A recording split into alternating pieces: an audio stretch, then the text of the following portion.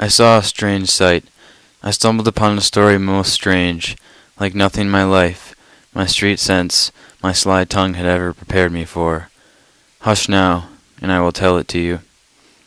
Even before the dawn one Friday morning, I noticed a young man, handsome and strong, walking the alleys of our city. He was pulling an old cart, filled with clothes both bright and new. He was calling in a clear voice, "Rags!" Ah, the air was foul, and the first light filthy, to be crossed by such sweet music. "Rags! New rags for old! I take your tired rags! Rags!" Now this is a wonder, I thought to myself, for the man stood 6 feet 4, and his arms were like tree limbs, hard and muscular, and his eyes flashed intelligence. Could he find no better job than this, to be a ragman in the inner city? I followed him. My curiosity drove me, and I wasn't disappointed. Soon the ragman saw a woman sitting on her back porch. She was sobbing into a handkerchief, sighing, and shedding 1,000 tears. Her knees and elbows made a sad X. Her shoulders shook. Her heart was breaking. The ragman stopped his cart. Quietly he walked to the woman, stepping round tin cans, dead toys, and Pampers. "Give me your rag," he said so gently, "and I'll give you another." He slipped the handkerchief from her eyes. She looked up, and he laid across her palm a linen cloth so clean and new that it shined. She blinked from the gift to the giver. Then, as he began to pull his cart again, the ragman did a strange thing. He put her stained handkerchief to his own face, and then he began to weep, to sob as grievously as she had done, his shoulders shaking, yet she was left without a tear. "This is a wonder," I breathed to myself, as I followed the sobbing ragman, like a child who could not turn away from mystery. In a little while, when the sky showed gray behind the rooftops, and I could see the shredded curtains hanging out black windows, the ragman came upon a girl whose head was wrapped in a bandage. Her eyes were empty. Blood soaked her bandage. A single line of blood ran down her cheek. Now the tall ragman looked upon the child with pity, and he drew a lovely yellow bonnet from his cart. "Give me your rag," he said, tracing his own line on her cheek, "and I'll give you mine." The child could only gaze at him while he loosened the bandage, removed it, and tied it to his own head.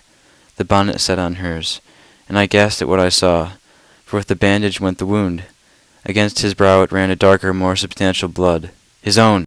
"Rags! Rags! I take old rags!" cried the sobbing, bleeding, strong, intelligent ragman. The sun hurt both the sky now and my eyes. The ragman seemed more and more to hurry. "Are you going to work?" he asked a man who leaned against a telephone pole. The man shook his head. The ragman pressed him. "Do you have a job?" "Are you crazy?" sneered the other. He pulled away from the pole, revealing the right sleeve of his jacket, flat, the cuff stuffed into the pocket. He had no arm. "I'll give you my jacket," said the ragman, such quiet authority in his voice.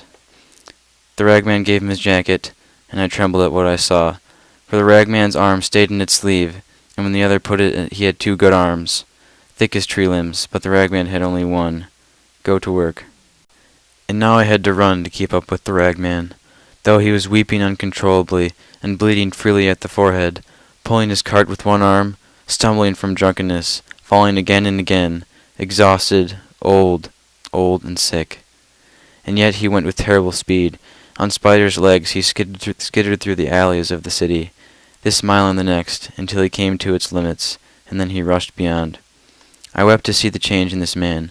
I hurt to see his sorrow, and yet I needed to see where he was going in such haste, perhaps to know what drove him so. The little old ragman, he came to a landfill.